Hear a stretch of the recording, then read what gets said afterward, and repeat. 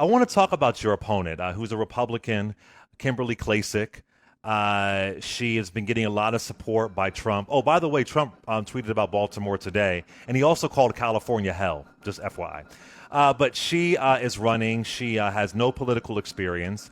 She doesn't live in the district. She lives in another district that has a Democrat that's up for re-election, but for some reason she doesn't want to run in that district. We invited her on the show, by the way, a couple times. Haven't heard back.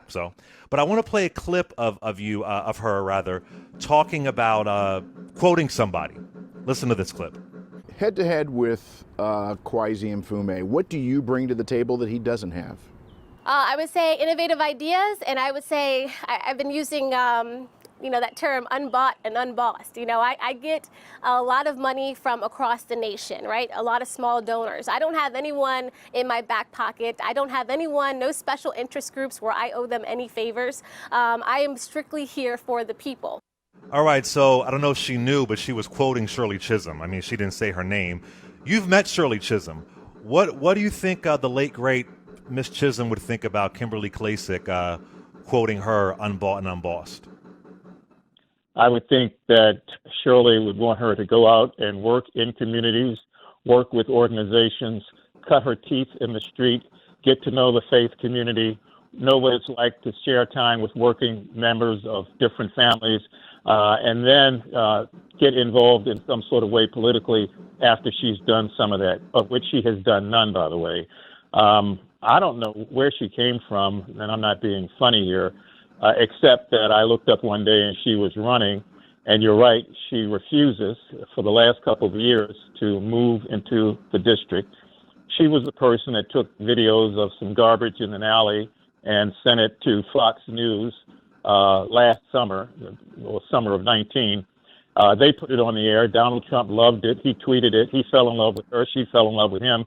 He's endorsed her. And now this year, after doing that to Elijah Cummings, she's running at me and for me. And I don't care. I mean, I'll deal with her and Trump. But at some point in time, you really are a bit disingenuous if you want to talk about working in an area that you refuse to live in.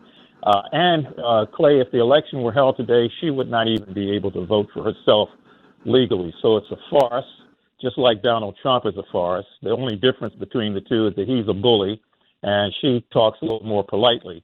But I've fought bullies before, and I've dealt with people who twist the truth, and I'm going to continue to deal with this.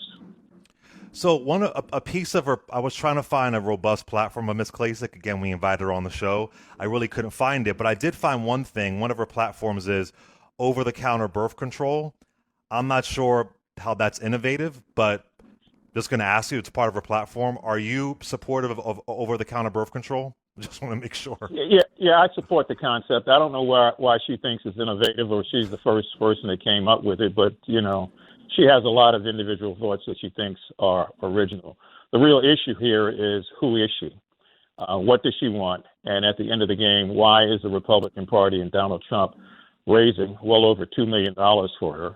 They brought her to the Republican National Convention to feature her as a black woman Republican. He has tweeted out several endorsements into Baltimore and into the 7th District in support of her. And at some point in time, you have to ask yourself, why? What is going on here?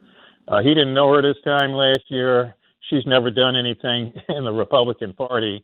And she got the money because they raised the money real fast for her. So she's cutting all these infomercials. But at the end of the day, it's the old adage, I can't believe what you say because I see what you do.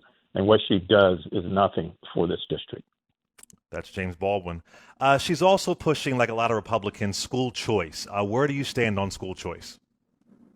I think school choice requires a conversation, and it requires a conversation based on communities. It's not a cookie cutter, one approach fits every different community.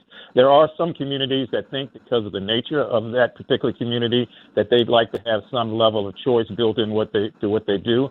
And there are others that said, wait a minute, you can't necessarily have your choice if it's going to take money away from the public school system. And that's right. the camp that I'm in. If we're going to punish public school students by taking that money just to create this issue of choice, then I'm adamantly opposed to that. I have always said people who want to do school choice ought to find philanthropists and donors that will give of their own money to help those with that kind of an idea or approach, but do not take public dollars meant for public schools to create choice. That's wrong, and I don't care how she spends it. It's just not right. Philadelphia has been devastated by public schools just closing, just nonstop closing. Schools that I went to, they're shut down, which is really heartbreaking to see. So Klacik has said she's asked to debate you 6 times and you've declined. Well, why not debate her? Well, we've not been able to find one request either to us or anywhere else where she's requested 6 times, let alone to debate me. Funny thing that's going on. I will debate anybody at any time as long as that person lives in the district like the rest of us, and if that person can legally vote for themselves. She cannot legally vote for herself in this district, and she refuses to move in it. So that if she were to move in it, this would be a non-starter. It's a simple thing to me. I've been saying this for over a year, but she won't do it. And therein lies, I think, a great deal of the suspicion that a lot of people have about her. So if she did put in an official debate request, you wouldn't do it because she's not in the area and she can't vote for herself? That's correct. That is correct. I think it's an affront to the people who live here, and it's an insult to the process. And, you know, you don't have to, but should you? Of course you should. I mean, what does it say about you if you do not? So she lives in her rich community and likes it there, apparently, and has refused to move into the district that she says she cares about and that she wants to help. And she's not legally able to vote for herself. So I don't think that I should dignify that with any kind of a debate or discussion. One of the interesting things about her is that she refuses to do any radio program that has a black host. Now, you figure that out, because I can't.